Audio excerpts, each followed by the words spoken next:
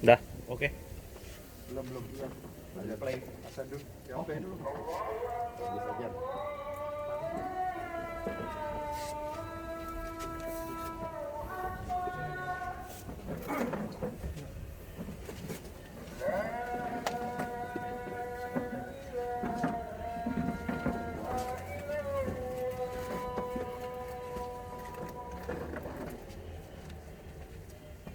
Tulisanku bagus banget loh. Udah gue nulis. Absen.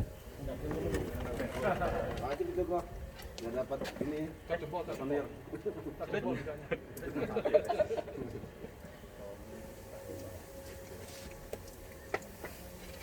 Amplopnya mana?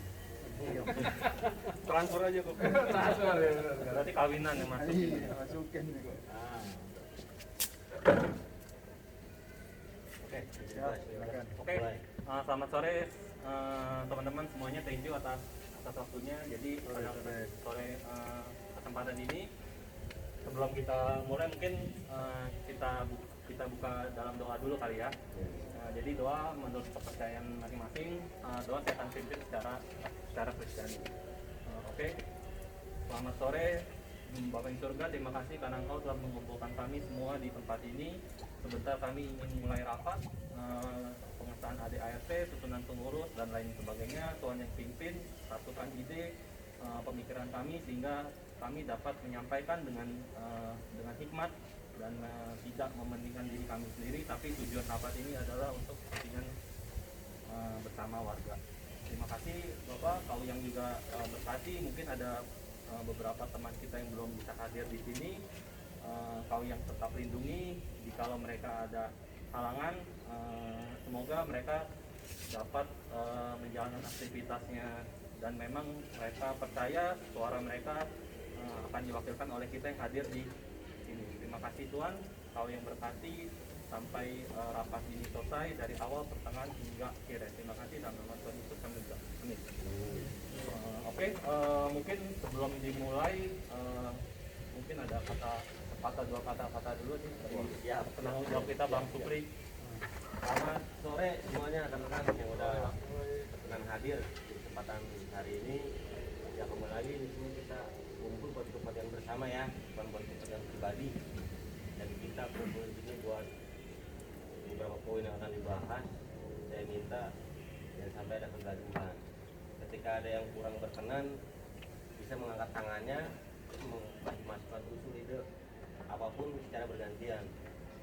Ketika udah oke, udah fix, bisa kita data ya ketua ya.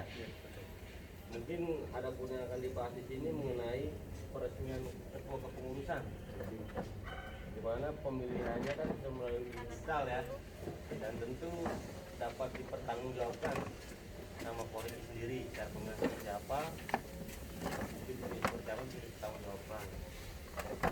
Dan kedua mengenai penetapan ADART. Nah, sini kita bertemu di sini ya kita sepakati bersama gitu. Kira-kira ada yang merasa janggal atau keberatan yang kurang disetujui, boleh mengeluarkan pendapat. Karena nantinya ADART ini menjadi pedoman kita seterusnya gitu. Jangan sampai nanti ada yang ngebrundel di belakang ya kan. Sebenarnya jangan kita saling merasa benar lah ya. Kita sama-sama cari solusi. Dan yang ketiga mengenai parkiran kendaraan penghuni. Karena setiap perumahan pasti yang bakal jadi keributan itu masalah parkiran, itu poin pertama itu. Karena masing-masing maunya ego sendiri. Makanya kita bikinin aturan. Tujuannya apa? Tujuannya biar semua itu aman, tentrem, damai, guyup.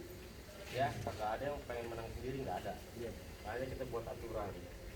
Terus yang keempat mengenai iuran bulanan. Ya rasa perumahan kita di sini nggak terlalu banyak unitnya, ya kan? Kalau kita minta iuran terlalu besar pun setiap perekonomian rekan-rekan pasti beda-beda. Ada yang mampu, ada yang cukup, ada yang gitu saja ya kan. Jadi gimana caranya ya kita cari solusi bersama. Karena kan banyak pembenahan, pengen pasang CCTV, ya kan? Pengen apa lagi? Tambah security, ya kan? Tarik kabel apa segala macam itu semua butuh anggaran gitu loh. Jadi kita kumpul di sini sama-sama kita cari solusi. Bagi yang mau ngasih usul, saran, pendapat bagus, tapi secara bergantian. Misalkan Pak Ivan saya ngasih usul saran, ajukan tangan. Saran seperti apa, ketika bisa diterima sama kita semua, oke, kita jadikan hak paten. Sudah, saya rasa cukup. Selanjutnya bisa langsung dikasih sama ketua kepengurusan. Oke, thank you Bang Supri atas penjelasannya. Jadi mungkin teman-teman kemarin udah sempat ngisi survei, terus udah ngisi keluhan-keluhannya ya. Nah, berdasarkan dari keluhan-keluhan teman-teman, ada beberapa aspek ya. Mungkin teman-teman juga udah pernah saya share dan teman-teman juga udah lihat ada beberapa aspek yang perlu ditingkatin nih dalam komplek ini, ya kan. Nah, dari beberapa aspek itu sehingga saya lihat berarti pengurus perlu kita bentuk beberapa tim untuk menjawab kekurangan komplek kita. Ya, jadi berangkat dari situ saya bentuk kepengurusan. Mungkin perkenalkan, nama saya Ricky Bastian. Jadi saya ditunjuk ya secara survei, secara demokrasi teman-teman sudah mempercayakan, thank you.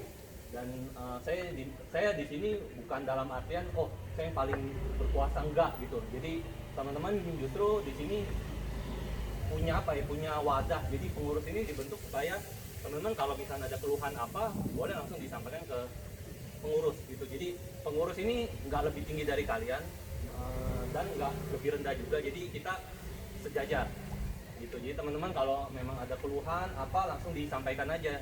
Jangan dipendam sendiri, sewaktu-waktu nanti ribut malah jadi bom waktu sendiri gitu ya. Jadi fungsi pengurus lebih ke perantara aja. Jadi satu, kita nggak digaji di sini, kita pelayanan murni, kita tulus.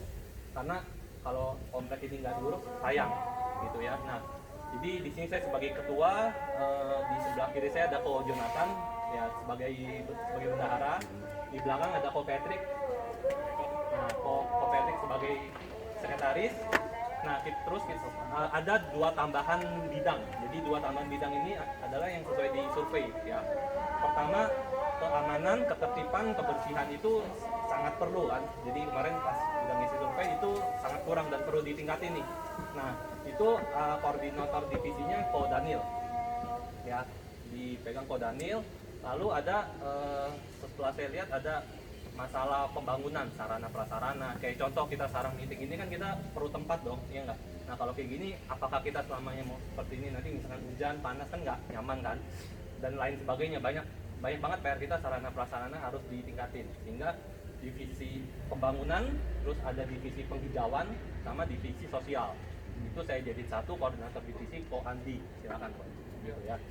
Jadi kelima tim inilah yang akan saya bagi sehingga teman-teman kalau punya ada ide, saran langsung disampaikan aja gitu. Dan keputusan semuanya nanti kita akan ambil kalau memang itu menyangkut ke semua warga, pasti kita bikin seperti ini gitu rapat. Tapi mungkin kalau kayak hal-hal yang kesehari-harian, contoh misalkan ada masalah security kurang apa, nah kita nggak perlu sampai kontak teman-teman ngumpulin warga, nggak. Jadi pengurus ini lebih ke arah pengurus harian aja gitu. Ya paling seperti itu sih. Jadi kalau untuk susunan pengurusnya mungkin teman-teman kalau mau ada tanya langsung dipotong aja ya. Lalu yang ADART nih ya kan, ADART kemarin kita sempat ada masukan juga, apakah perlu ditambahin sanksi, dalam artian kita kan tiap bulan kan ada bayar iuran kan. Nah, mungkin ada beberapa orang yang memang merasa keberatan atau ya pokoknya dengan alasan apapun lah. Ya kira-kira dari teman-teman perlu ada sanksi nggak? Kira-kira contoh misalnya dia keberatan dengan alasan apapun sehingga dia bilang saya belum serah terima, atau kalau udah serah terima harusnya udah mulai bayar ya, dimana-mana beli properti gitu. Tapi misalnya dia bilang saya belum ditepati nih, terus atau saya nggak tinggalin, saya sewain gitu, mereka nggak mau bayar misalkan. Saya nggak bicara nominalnya berapa. Nah, menurut teman-teman perlukah kita terapkan ada sanksi secara tertulis dulu gitu? Karena menurut saya kalau kita nggak terapin mungkin aja ya kita tetapin ada sanksi aja bisa dilanggar, apalagi kita nggak tetapin ada sanksi. Nah, cuman saya kembali lagi ke teman-teman, perlukah kita terapkan sanksinya? Contoh misalkan kalau dia nggak bayar sanksi, ide kemarin saya sempat meeting kecil dengan pengurus bahwa hak-haknya mereka di ADART kan ada hak dan kewajiban kan. Jadi salah satu poin kewajiban itu adalah dia harus bayar iuran. Nah tapi kalau dia nggak bayar iuran, otomatis dia harusnya nggak dapat haknya dong. Nah kita punya pemikiran, kita bekukan sementara haknya dia semua sampai dia lunasi semua kewajiban dia. Nah, saya coba. Kalau boleh tahu alasannya mereka nggak mau bayar apa ini? Macam-macam. Selama ini ada yang keberatan nggak?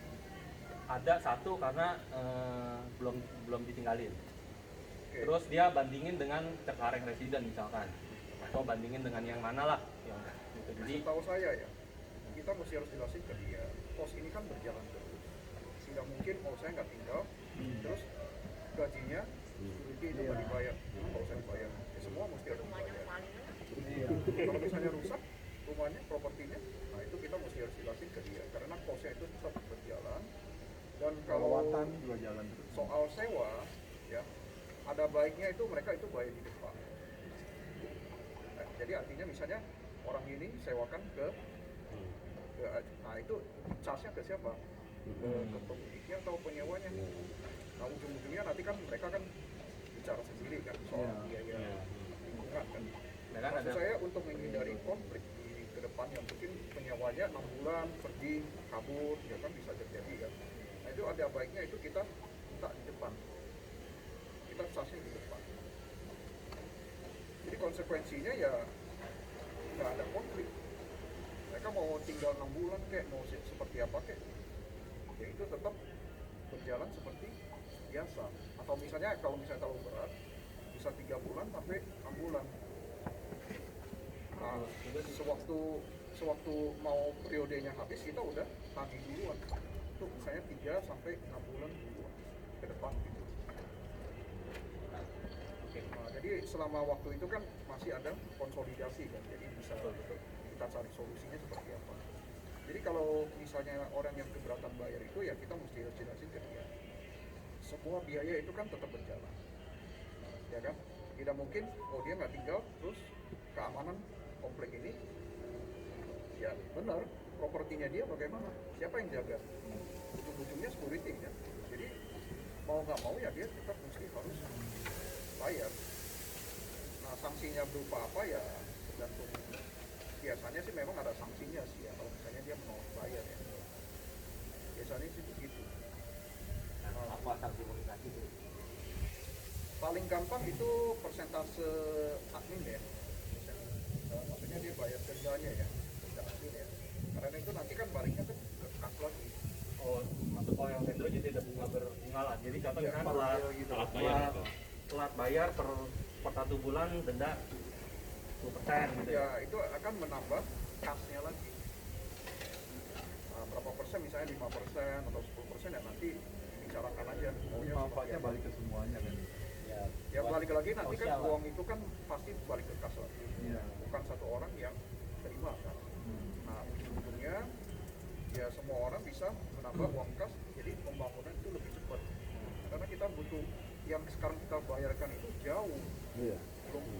Kita belum bisa apa-apa. Jauh dari kata standar ya. Aku Iya. bisa tambahin kali ya. Jadi untuk kas sekarang kan yang terkumpul karena kan udah mulai running nih, beberapa unit udah mulai bayar, oke.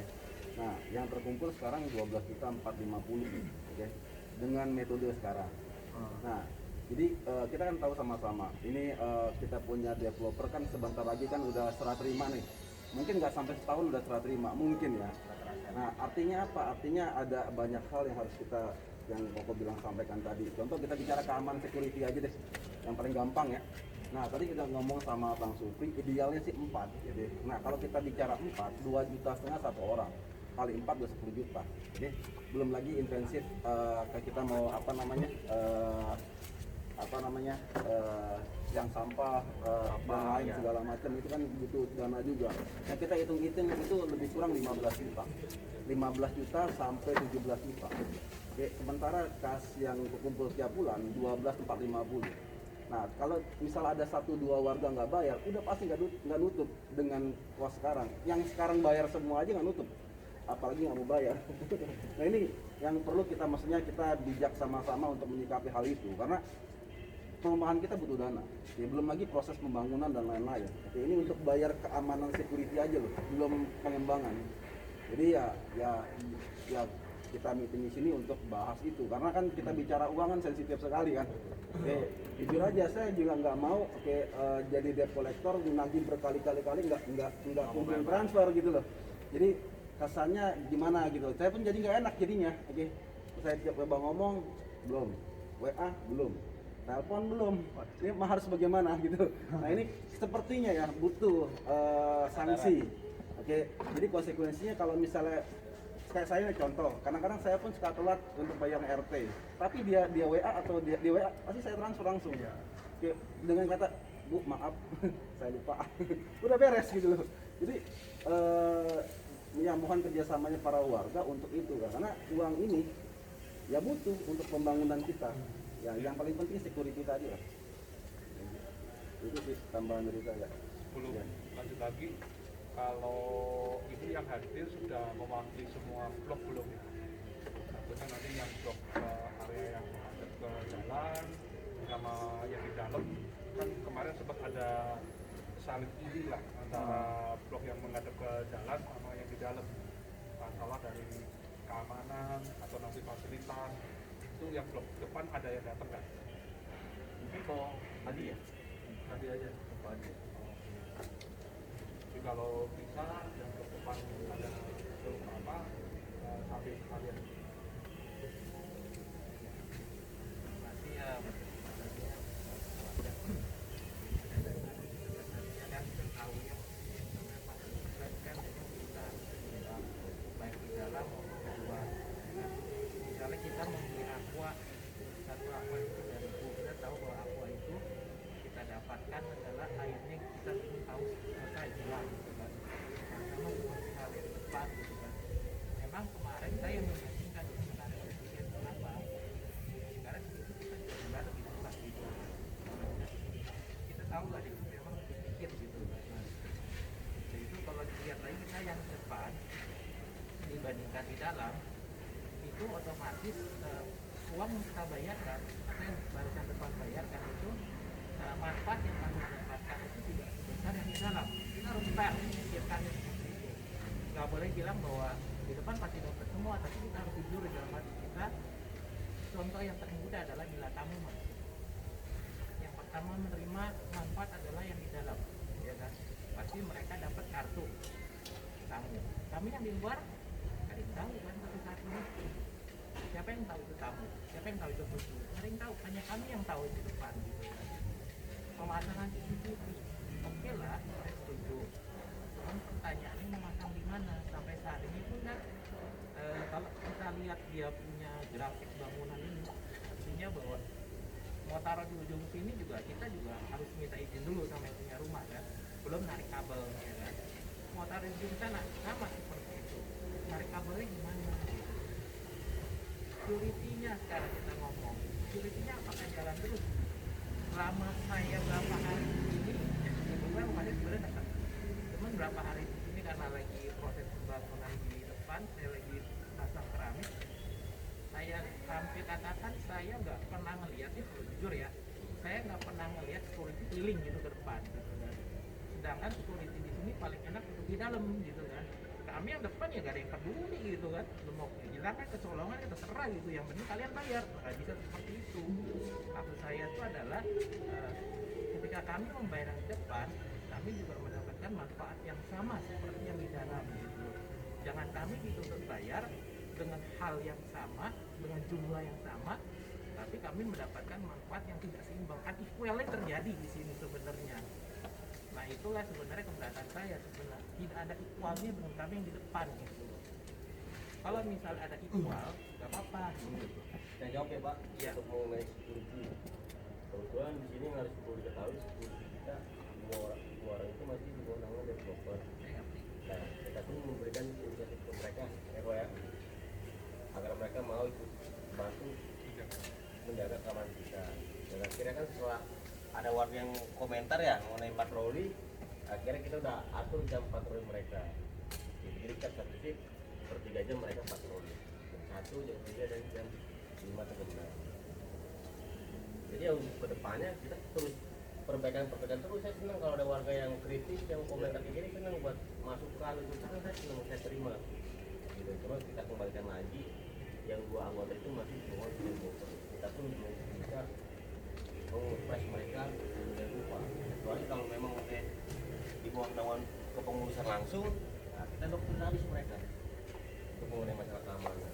Nah, untuk mengenai masalah CCTV, itu semua kan butuh anggaran yang besar ya bos ya, butuh anggaran yang besar lah. Kita mau tarik kabel, butuh anggaran buat penyimpanan apa, memori pun, memori yang ada di tempat ya kan, dan itu butuh anggaran. Jadi di sini kita sama-sama berdepan, kita cari solusi seperti apa. Oke, kalau masalah iuran mungkin jangan ditambahin pak, kita cari solusi yang lain. Oh solusinya apa? Ini akan jadi permasalahan parkiran.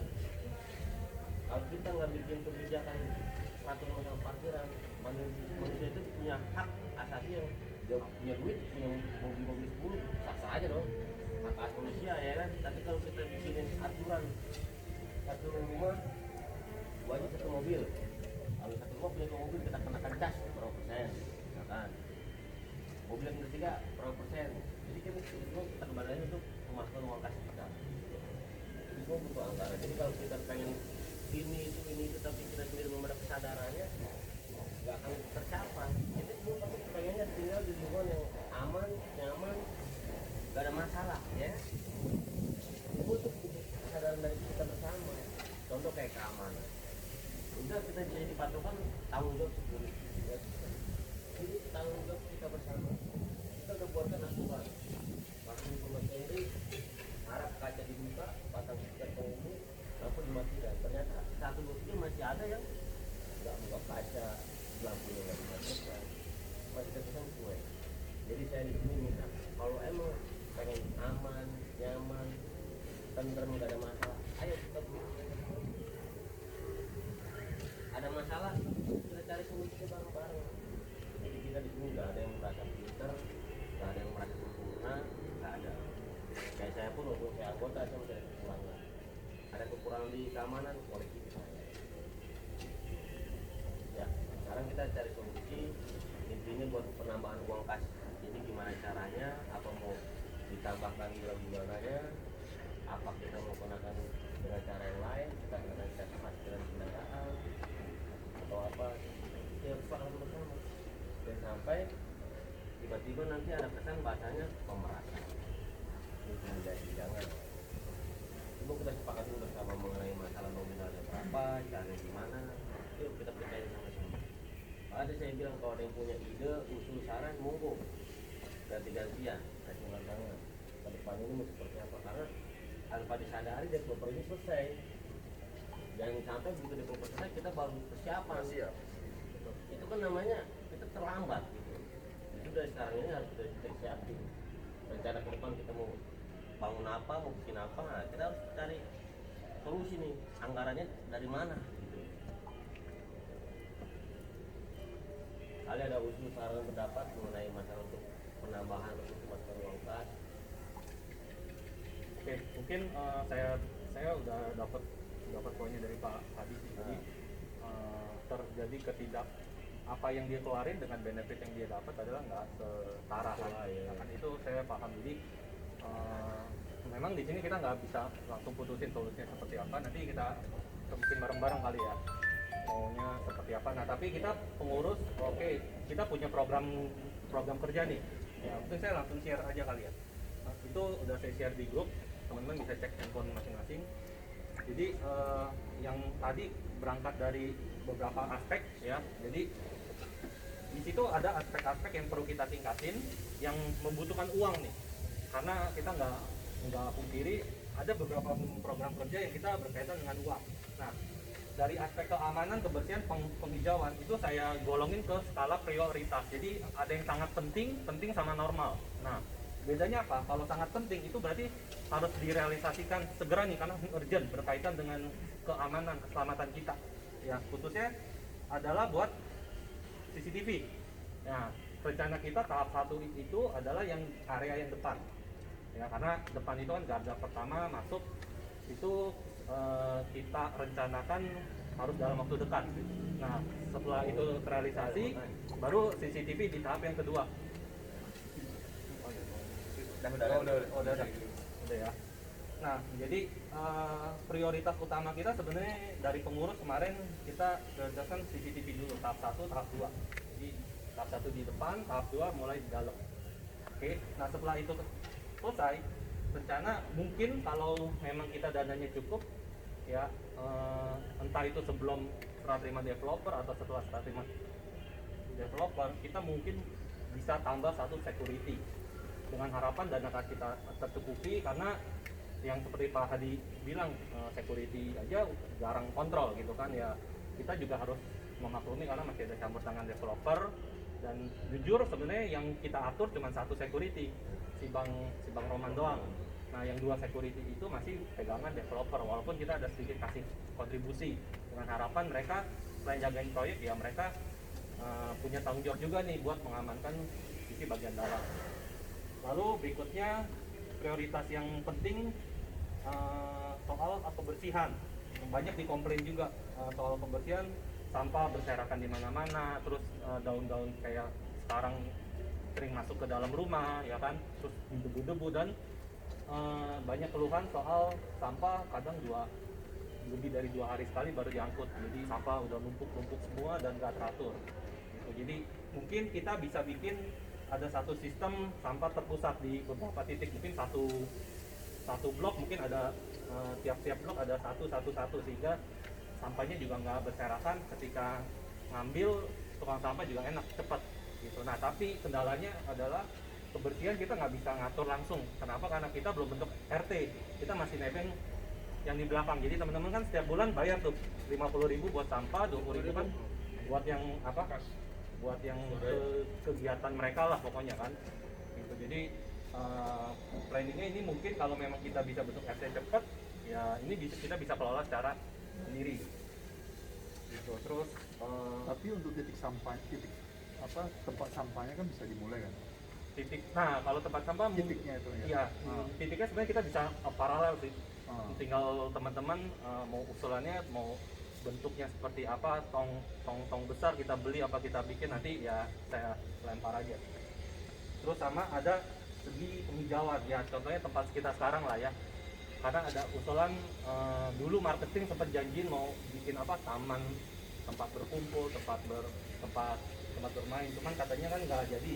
Ya udah, kita punya usul mungkin area ini kita pengurus sudah sempat discuss juga, atau Andi sebagai expertnya, kita rencana pengen nih ngerancang lantai 1 bikin area di sini semua area tempat bermain, karena semacam mini playground lah.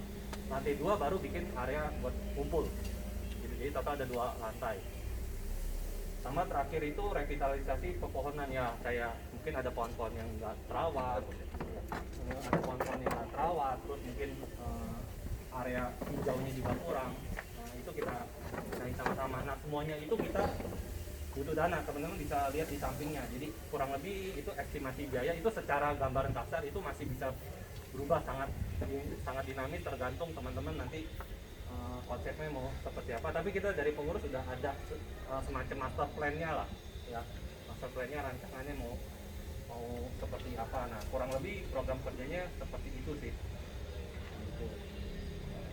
Lalu mungkin ada yang mau dikasih tambahan dulu soal program kerja dulu ya, biar kita fokus.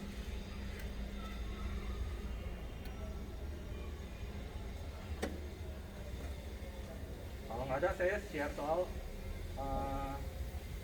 apa ya, bisa dibilang skema iuran kita sekarang nih. Mungkin teman-teman juga pengen tahu skema iuran sekarang itu seperti apa sih.